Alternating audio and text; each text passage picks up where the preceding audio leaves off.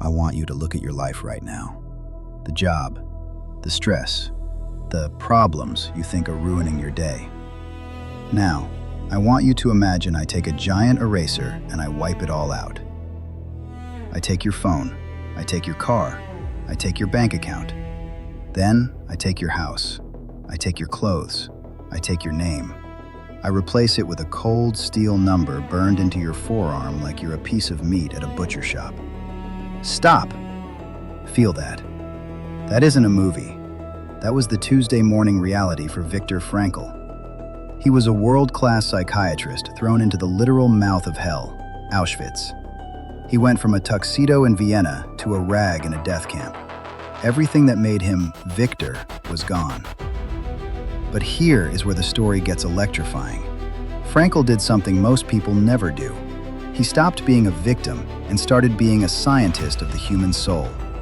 He watched the strong men, the ones with the big muscles and the loud voices, and he watched them shatter like glass. But then, he saw the others, the weak, the frail, the ones who should have been dead in a week. They weren't just surviving, they were transcending. Why?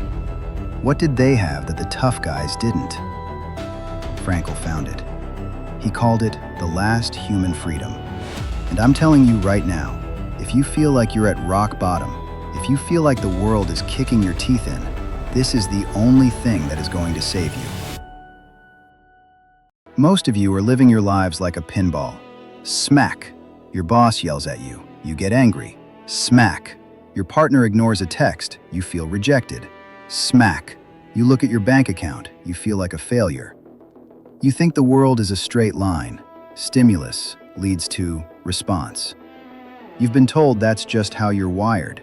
And you love that lie, don't you?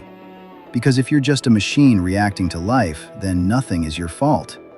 I'm miserable because my life is a mess. I'm a jerk because my dad was a jerk. Listen to me. That is a lie. Viktor Frankl stood in the mud, starving, watching his friends die, and he realized the equation was missing the most important variable in the universe. It's not stimulus response. It's stimulus, space, response. There is a gap, a tiny microscopic sliver of time between what happens to you and what you do next. And in that gap lives your entire power as a human being. In the camps, the stimulus was the same for everyone: starvation, cold, brutality. But the responses? Night and day. Some became capos, monsters who beat their own friends for an extra bowl of soup. They let the stimulus swallow the space. But others? They walked through the barracks. They gave away their last crust of bread. They held the hands of the dying. Same hell, different human. They found the space. They claimed the gap. They realized that while the guards could control their bodies, no one could control that space. That is the last human freedom. And you? You're giving yours away every single time you let a bad day dictate your character. But I'm not in a camp.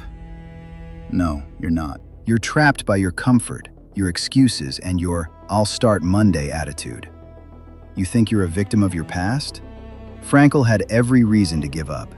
His wife was gone. His parents were gone. His life's work was burned. He was at zero. You know how he survived?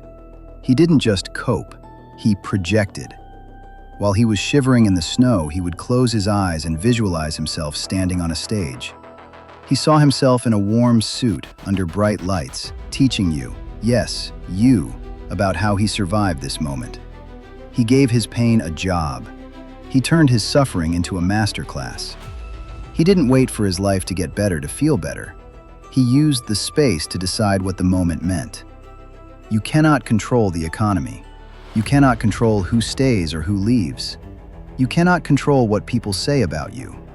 But you have 100% absolute, ironclad ownership over what those things mean. Is the breakup a tragedy or a clearing of the path? Is the job loss a failure or a forced pivot? The event is neutral. The meaning is yours. That is your superpower. Stop handing it over to people who don't even like you.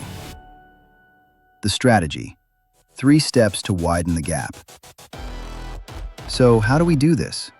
How do we take a life that's at rock bottom and flip the script? Step 1. The pattern interrupt.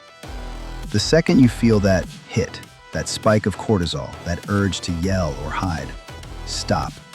I don't care if you're in the middle of a sentence. Physicalize the pause. Breathe. You are widening the gap. You are telling your brain, I am the CEO here, not my nervous system. Step 2. The power question. In that silence, ask yourself, who is the person I am trying to become, and what would they do right now? Not, what do I feel like doing, because you feel like eating a pizza and crying. Ask what the leader in you requires. This shifts you from reactive to creative. Step 3. Vote for your future. Every time you choose a response, you are casting a vote. If you choose to get back to work when you're tired, you're voting for the achiever. If you choose to be kind when you're hurt, you're voting for the warrior.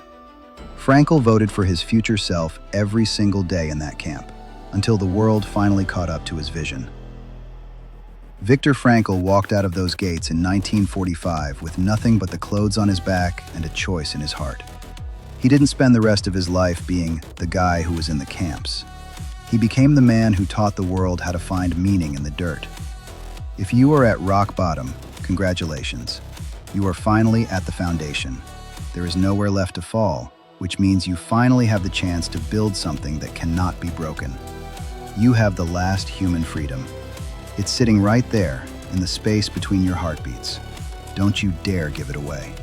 Don't you dare let a temporary circumstance steal an eternal identity. The space is there. The power is yours. What are you going to do with it? Your move.